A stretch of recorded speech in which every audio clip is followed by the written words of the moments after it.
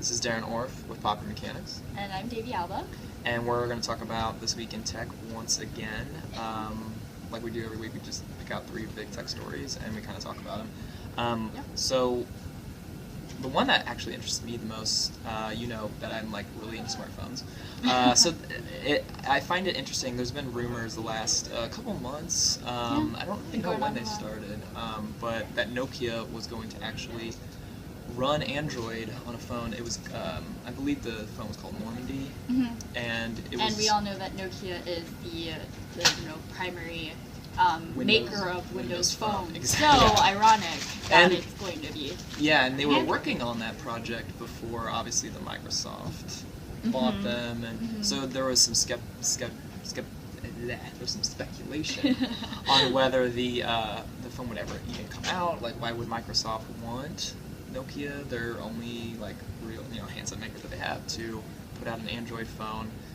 It's a forked version of Android, which means basically there's like 2 parts of Android. If you want to look at it that way, there's the Android open source protocol, which is what they'll be using, and then there's the Google mobile services, which obviously they will not be using. So basically, I think what it's going to be is a device that is going to be cheap, like their Asha products, and I don't think it's going to come to the U.S. I can't imagine it coming to the U.S. for that.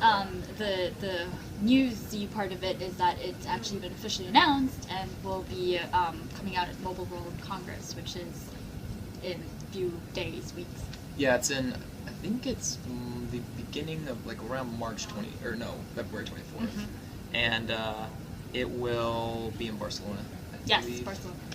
So we'll definitely get more details on that then. But then let's go ahead and talk about the big news this week. Big?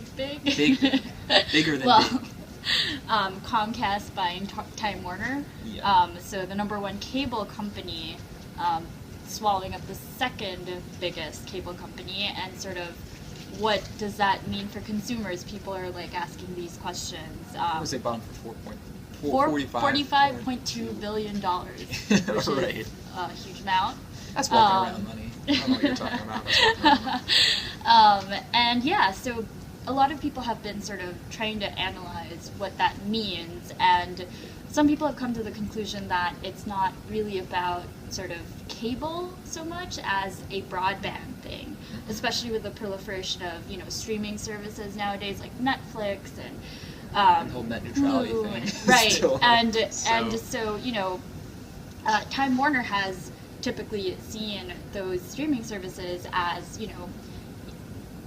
the way to have consumers actually up their packages, but now Comcast typically sees them as competitors. So what does that mean now that they're going to be one company? Yeah, it's definitely going to be a big change. I think definitely broadband is kind of the underlying. I mean, I just feel like that's where the most revenue is. Right. Or the most revenue growth, I should say.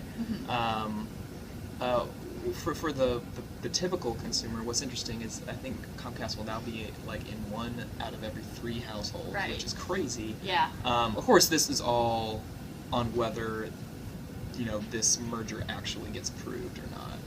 There's a lot of speculation that is this like monopoly?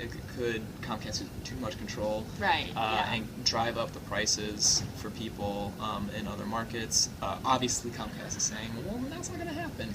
But we'll see how it shakes out. Yeah, we'll see how that happens. And then for the final bit of news is nothing that really went national or anything, but we actually got the chance to go to the New York 3 Printshow this week. So we got to check out some of the latest and greatest inventions. Yeah, it wasn't so much like a bunch of announcements or there were a few new printers there, but it was more of just like a really cool gathering place of artists and designers and engineers, and it was really cool. At one point, some of the guys who make like the nozzles were talking to me. Just like the little parts and like all the people involved was really cool.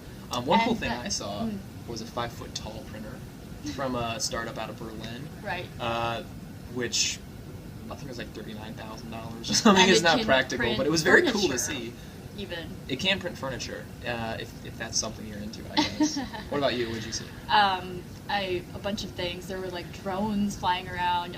We saw a bunch of 3D scanning companies that were there and sort of demoing their technologies. So you got a body scan, I got a face scan, and it's sort of just using really accessible hardware like the Kinect, and they can do, they place the cameras all around and can generate a 3D model of you. Mm-hmm.